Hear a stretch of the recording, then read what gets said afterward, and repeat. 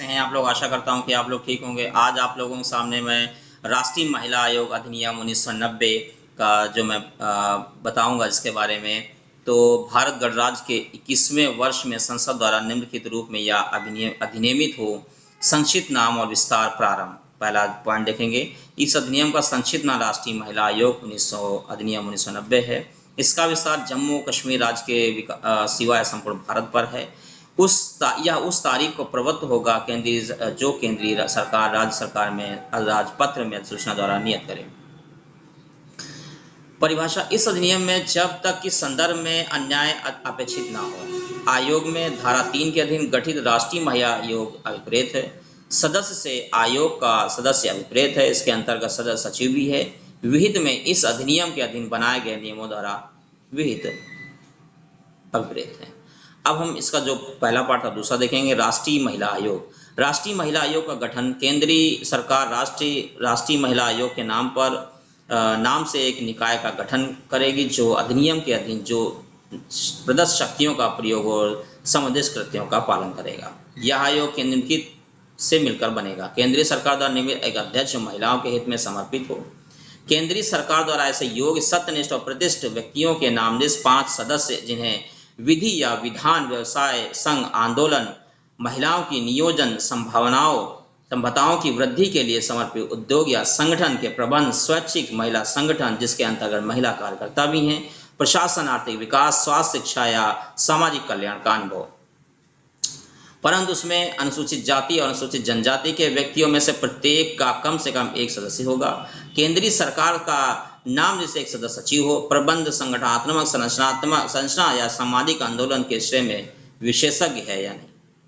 ऐसा अधिकारी जो संघ की सिविल सेवा का अखिल भारतीय सेवा का सदस्य है अथवा संघ के अधीन कोई सिविल पद धारण करता है जिसके पास समुचित अनुभव है। अध्यक्ष और सदस्यों की पदावधि और सेवा की शर्तें क्या हैं। अध्यक्ष प्रत्येक से 3 वर्ष से अधिक ऐसी अवधि के लिए पद धारण करे जब केंद्रीय सरकार या नियमित निर्देश करे। अध्यक्ष या कोई सदस्य ऐसे सदस्य सचिव से भिन्न जो संघ की सिविल सेवा या अखिल भारतीय सेवा का सदस्य है अथवा संघ के अधीन कोई सिविल पद धारण करता है। केंद्रीय सरकार को संबोधित लेख द्वारा किसी भी समय यथा स्थिति अध्यक्ष या सदस्य का पद त्याग कर सकेगा। केंद्रीय सरकार किसी व्यक्ति को उपधारा 2 में निर्दिष्ट अध्यक्ष या सदस्य के पद से हटा देगी या व्यक्ति अनुमोचित दिवालिया हो जाएगा। ऐसे किसी अपराध के सिद्ध दोष ठहराया कारावास से दंडित किया जाता है जिससे केंद्रीय सरकार की राय में नैतिक अधमता अंतर्गत है, विकृचित का होता और सक्षम न्यायालय की ऐसी घोषणा विद्यमान है। कार्य करने से इनकार करता है, कार्य करने में असमर्थ हो जाता है। आयोग में अनुपस्थित रहने की इजाजत के बिना आयोग के लगातार 3 अधिवेशनों में अनुपस्थित रहता है या नहीं। केंद्रीय सरकार की राय में उसने अध्यक्ष या सदस्य के पद का इस प्रकार दुरुपयोग किया, ऐसे व्यक्तियों का पद पर बना रहना लोकहित के लिए अहितकर है। परंतु इस खंड के अधीन किसी व्यक्ति को किसी तब तक नहीं हटाया जब तक कि उस व्यक्ति को इस विषय में सुनवाई का उचित अवसर नहीं दिया जाएगा। धारा 2 के अधीन अन्यथा होने वाली रिक्त या नाम निर्देशन द्वारा भरी जाएगी। अध्यक्ष और सदस्यों को संदेह वेतन और भत्ते उनकी सेवा के लिए निबंधन व शर्तें के विहित किया जाएगा। आयोग के अधिकारी और अन्य कर्मचारी, केंद्र सरकार आयोग के ऐसे अधिकारी और कर्मचारियों की व्यवस्था करेगी जो इस अधिनियम के अधीन आयोग के कृत्यों का दक्षतापूर्ण पालन करने के लिए आवश्यक हों। आयोग के प्रयोजन के लिए नियुक्त अधिकारियों अन्य कर्मचारियों को संदेह वेतन और भत्ते और उनकी सेवा के अन्य निबंध और शर्तों में होगी जो विहित की जाएगी। वेतन में भत्तों का अनुदान के संदाय किया जाना। अध्यक्ष और सदस्यों को संदेह वेतन और भत्ते का प्रशासनिक व्यय इसके अंतर्गत धारा 5 के निर्दिष्ट अधिकारियों अन्य कर्मचारियों को संदेह वेतन, भत्ते और पेंशन भी है। धारा 11 की उपधारा 1 में निर्दिष्ट अनुदानों में सदंत किए जाएंगे। रिक्तियों आदि से आयोग की कार्यवाही का अधिमान्य न होना। आयोग का कोई भी कार्य या कार्यवाही आयोग में कोई रिक्त विद्यमान हो या उसके गठन में त्रुटि होने के आधार पर ही प्रश्नगत या अविधिमान्य नहीं होगा। आयोग ऐसी समितियां नियुक्त कर सकेगा जो ऐसे विशेष प्रश्नों पर विचार करने के लिए अवश्य हो जो आयोग द्वारा उस समय पर उठाए जाएं। आयोग को उपधारा 1 के अधीन नियुक्त किसी समिति के सदस्यों के रूप में ऐसे व्यक्तियों में से जो आयोग के सदस्य नहीं हैं उसने उतने व्यक्ति सहयोजित करने की शक्ति होगी जितने वह उचित समझे, और इस प्रकार से व्यक्तियों की समिति के अधिवेशनों में उपस्थित रहने तथा कार्यवाही में भाग लेने का अधिकार होगा, किंतु उन्हें मतदान का अधिकार नहीं होगा। इस प्रकार सहयोजित व्यक्ति समिति के अधिवेशनों में उपस्थित होने के लिए ऐसे भत्ते प्राप्त करने के हकदार होंगे जो विहित होंगे। प्रक्रिया का आयोग द्वारा विनियमित किया जाना।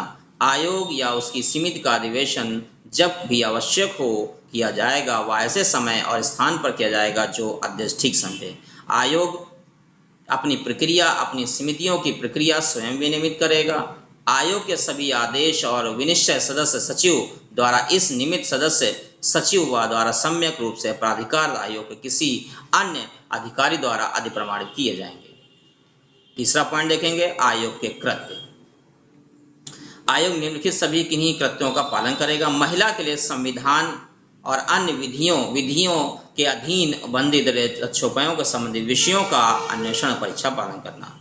उन रक्षोपायों के कारण प्रति वर्ष ऐसे अन्य समयों पर जो आयोग ठीक समझे केंद्रीय सरकार को रिपोर्ट देना।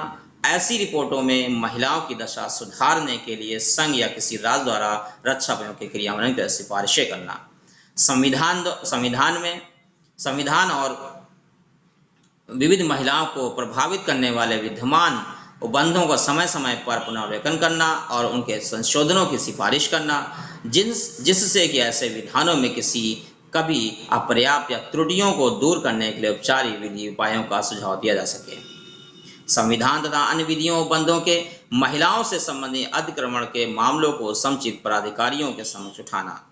निम्नलिखित में संबंधित विषयों पर शिकायतों का जांच करना, संप्रेषण को ध्यान देना, महिलाओं के अधिकारों का वंचन करना, महिलाओं को संरक्षण प्रदान करने और समता तथा विकास का उद्देश्य प्राप्त करने के लिए भी अनियमित विधियों का क्रियान्वयन करना, महिलाओं की कठिनाइयों को कम करने, उनका कल्याण सुनिश्चित करने तथा उनको अनुतोष उपलब्ध कराने प्रयोजन नीति निश्चयक मार्गदर्शकों सिद्धांतों या अनुदेशों का अनुपालन और ऐसे विषयों में उद्धर प्रश्नों को समुचित प्राधिकारियों के समक्ष उठाना। महिलाओं के विरुद्ध विभेद अत्याचारों के निर्दिष्ट समस्याओं की स्थितियों को का विशेष अध्ययन व अन्वेषण करना, बाधाओं का पता लगाना जिससे कि उनको दूर करने की कार्य योजना की सिफारिश की जा सके। संवर्धन और शिक्षा संबंधी अनुसंधान करना जिससे कि महिलाओं का सभी क्षेत्रों में सम्यक प्रतिनिधित्व सुनिश्चित करने का उपायों का सुझाव दिया जा सके। उनकी उन्नति में अड़चन डालने के लिए उत्तरदायी कारणों का पता लगाना जैसे कि आवास और बुनियादी सेवाओं की प्राप्ति में भी कमी, उबाऊपन और उप विकासजन्य स्वास्थ्य परिसंकटों को कम करने के लिए महिलाओं की उत्पादकता की वृद्धि के सहायक सेवाओं और प्रौद्योगिकी की अपर्याप्तता, महिलाओं के सामाजिक आर्थिक विकास की योजना प्रक्रिया में भाग लेना और उन पर सलाह देना। संघ और किसी राज्य के अधीन महिलाओं के विकास की प्रगति का मूल्यांकन करना, किसी जेल, सुधारगृह, महिलाओं की संस्था, अभिरक्षा के अन्य स्थान जहां महिलाओं को बंदी के रूप में या अन्यथा रखा जाता है, निरीक्षण करना या करवाना और औपचारिक कार्यवाही के लिए यदि आवश्यक हो संबंधित प्राधिकारियों से बातचीत करना। बहुसंख्यक महिलाओं को प्रभावित करने वाले प्रश्नों से संबंधित मुकदमों के लिए धन उपलब्ध कराना, महिलाओं से संबंधित किसी बात के और विशिष्ट उन विभिन्न कठिनाइयों के बारे में जिन्हें अधीन महिलाएं कार्य करती हैं, सरकार को समय समय पर रिपोर्ट देना। कोई अन्य विषय से केंद्रीय सरकार से निर्देश करे। केंद्रीय सरकार उपधारा 1 खंड ख के निर्देश सभी रिपोर्टों को संसद के प्रत्येक सदन में समक्ष रखाएगी और उसके साथ संघ के संबंधित सिफारिशों पर की गई जाने के लिए प्रभावित कार्यवाही, यदि कोई ऐसी सिफारिशें अस्वीकृत की गई तो अस्वीकृत के कारणों को स्पष्ट करने वाला ज्ञापन भी होगा। जहां कोई ऐसी रिपोर्ट या उसका कोई भी भाग किसी ऐसे विषय में संबंधित है जिसका किसी राज्य सरकार से संबंध, वहां आयोग ऐसी रिपोर्ट या उसके भाग की एक प्रति उस राज्य सरकार को भेजेगा जो उसे राज्य के विधानमंडल के समक्ष रखाएगी और उसके साथ राज्य से संबंधित सिफारिशों पर की गई जाने वाली प्रभावित कार्यवाही तथा यदि कोई ऐसी सिफारिशें अस्वीकृत की गई तो अस्वीकृत के कारणों को स्पष्ट करने वाला ज्ञान भी होगा। आयोग को उपधारा 1 खंड का, खंड च और खंड निर्दिष्ट किसी भी विषय पर अन्वेषण करते समय विशिष्ट निम्नलिखित विषयों के संबंध में भी सभी शक्तियाँ होंगी जो बाद का विचारण करने वाले सिविल न्याय की हैं। अर्थात भारत के किसी भी भाग में किसी व्यक्ति को समन रहना और हाजिर करना या शपथ पर उसकी परीक्षा कराना, किसी भी दस्तावेज को प्रकट करना, पेश करने की अपेक्षा करना और किसी दस्तावेज को प्रकट या पेश करने की अपेक्षा करना, शपथ पत्रों पर साक्ष्य ग्रहण करना, किसी न्यायालय या कार्यालय में किसी लोक अभिलेख या उसकी प्राप्ति की अपेक्षा करना, साक्ष्यों और दस्तावेजों की परीक्षा के लिए कमीशन निकालना और कोई अन्य विषय जो विहित करना किया जाए। चौथा पॉइंट देखेंगे, वित्त लेखा और लेखा परीक्षा। केंद्रीय सरकार द्वारा अनुदान, केंद्रीय सरकार द्वारा संसद द्वारा इस निमित्त विधि द्वारा किए गए समय विनियोग के पश्चात आयोग को अनुदानों के द्वारा रूप में ऐसी धनराशि का संदाय करेगी जो केंद्रीय सरकार या अधिनियम प्रयोजनों के लिए उपयोग किए जाने की ठीक समझे। आयोग इस अधिनियम के अधीन कृत्यों का पालन करने के उतनी धनराशि खर्च कर सकेगा जितनी वह ठीक समझे और वह धनराशि उपधारा 1 निर्दिष्ट अनुदानों में संदेह व्यय माना जाएगा। लेखा और समीक्षा। आयोग समुचित लेखा और अन्य सुसंगत अभिलेखा रखेगा। लेखा का वार्षिक विचरण ऐसे प्रारूप में तैयार करेगा जो केंद्रीय सरकार भारत के नियंत्रक महालेखा परीक्षा से परामर्श करने में विहित करे। आयोग के लेखाओं की समीक्षा संपरीक्षा नियंत्रक महालेखा परीक्षा ऐसे अंतरालों पर करेगा जो उसके द्वारा विनिष्ट किए जाएं और उस समीक्षा के संबंध में उपगत कोई वे आयोग द्वारा नियंत्रक महालेखा परीक्षा में को संदेह होगा। नियंत्रक महालेखा परीक्षक और इस अधिनियम के अधीन आयोग के लेखाओं की समीक्षा संपरीक्षा के संबंध में उनके द्वारा नियुक्त किसी व्यक्ति को उस परीक्षा के संबंध में वही अधिकार और विशेषाधिकार प्राधिकार होंगे जो नियंत्रक महालेखा परीक्षा को सरकारी लेखाओं की संपरीक्षा के संबंध में साधारणतः होते हैं।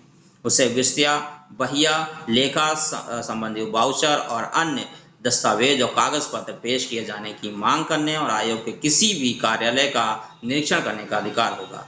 नियंत्रक महालेखा परीक्षा या उसके द्वारा निमित्त नियुक्त किसी अन्य व्यक्ति द्वारा यथा प्रमाणित आयोग का लेखा और साथ ही उन पर संपरीक्षा रिपोर्ट आयोग द्वारा केंद्रीय सरकार को प्रतिवर्ष भेजी जाएगी। वार्षिक रिपोर्ट। अगले प्रत्येक वित्तीय वर्ष के लिए अपनी वार्षिक रिपोर्ट जिससे पूर्ववर्ती वित्तीय वर्ष के दौरान उसके क्रियाकलापों का पूर्ण विवरण होगा ऐसे प्रारूप में ऐसे समय पर जो विहित किया जाएगा तैयार करेगा, उसकी एक प्रति केंद्रीय सरकार को भेजेगा। वार्षिक रिपोर्ट और संपरीक्षा रिपोर्ट का संसद के समक्ष केंद्रीय सरकार वार्षिक रिपोर्ट की प्राप्ति के लिए पश्चात यथाशक्ति शीघ्र संसद के प्रत्येक सदन के समक्ष रखाएगी, जिसके साथ उसमें अंतर्विध सिफारिशों पर जहां तक उनका संबंध केंद्रीय सरकार से है की गई कार्यवाही और यदि कोई ऐसी सिफारिश अस्वीकृत की गई है तो अस्वीकृत के कारण ज्ञापन और संपरीक्षा रिपोर्ट होगी। अध्याय 5 प्रक्रिया देखेंगे। आयोग के अध्यक्ष सदस्यों और कर्मचारी विद का लोक सेवक होना। आयोग का अध्यक्ष, उसके सदस्य, अधिकारी और अन्य कर्मचारी भारतीय दंड संहिता 1860 का 45 की धारा 21 के अर्थ में लोक सेवक समझे जाएंगे। केंद्रीय सरकार आयोग के से परामर्श करेगी। केंद्रीय सरकार महिलाओं को प्रभावित करने वाले सभी प्रमुख नीति मामलों का आयोग से परामर्श करेगी। नियम बनाने की शक्ति। केंद्रीय सरकार इस अधिनियम के बंदों को क्रियान्वित करने के लिए नियम राजपत्र में अधिसूचना द्वारा बनाएगी। विशिष्ट और पूर्वगामी शक्ति की व्यापकता पर प्रतिकूल प्रभाव डाले बिना ऐसे नियमों के निम्नलिखित सभी या किन्हीं विषयों के उपबंध किया जा सकेगा, अर्थात धारा 4 की धारा 5 अधीन अध्यक्ष और सदस्यों को, धारा 5 की धारा 2 के अधीन अधिकारियों को और अन्य कर्मचारियों को संदेह, वेतन और भत्ते तथा उसकी सेवा के अन्य निबंध और शर्तें। धारा 8 की धारा 3 के अधीन संयोजित व्यक्तियों समितियों अधिवेशन के लिए उपस्थित होने के लिए भत्ते हैं। धारा 10 की धारा 4 खंड 4 के अधीन अन्य विषय। वह नंबर 1 गा हो गया। अब घा देखेंगे। वह प्रारूप जिसमें लेखाओं का वार्षिक विवरण धारा 12 की धारा 1 के अधीन रखा जाएगा। वह प्रारूप जिसमें वह सामाजिक जब वार्षिक रिपोर्ट धारा 13 के अधीन तैयार की जाएगी। कोई अन्य विषय जिसे विहित किया जाना अपेक्षित है या किया जाए। इस अधिनियम के अधीन बनाया प्रत्येक नियम बनाने के यथाशीघ्र संसद के प्रत्येक सदन में समक्ष जब वह सत्र में हो कुल 30 दिन की अवधि के लिए रखा जाएगा। यह अवधि एक सत्र में अथवा 2 से अधिक अनुक्रमिक सत्रों से पूरी हो जाएगी। यदि उस समय सत्र के पूर्ववर्ती अनुक्रमिक सत्रों के बाद ठीक व सत्र अवसान के पूर्व दोनों सदन या नियम में कोई परिवर्तन करने के लिए सहमत हो तत्पश्चात वह ऐसे समर्थ परिवर्तित रूप से ही प्रभावी होगा। यदि उक्त अवसान के पूर्व दोनों सदन सहमत हो जाएं कि वह नियम नहीं बनाए जाएंगे तो चाहिए तो तत्पश्चात वह निष्प्रभाव हो जाएगा, किंतु नियम के ऐसे परिवर्तित या निष्प्रभाव होने के अधीन उसके अधीन पहले की गई किसी बात की विधिमान्यता पर प्रतिकूल प्रभाव नहीं पड़ेगा। तो ये हमने जो बात की, ये राष्ट्रीय महिला आयोग जो 1990 में बना था, उसके क्या क्या सारी चीज़ें थी, वो सारी चीज़ें मैंने आपके सामने डिस्कस की। एक रिटर्न दस्तावेज मैंने जो बना था, उस रिटर्न दस्तावेज को मैंने पढ़ा। आपको सारी चीज़ें, आशा करता हूँ कि आपको सारी चीज़ें बहुत अच्छे समझ में आ गई होंगी। अगर ये आपको वीडियो अच्छा लगता है, इस वीडियो को ज़्यादा से ज़्यादा शेयर करें। हमारे चैनल पे नए हों तो हमारे चैनल को सब्सक्राइब करें और लोगों तक ज़्यादा से ज़्यादा ये जानकारियाँ पहुँचाएँ जिससे लोग जागरूक हों।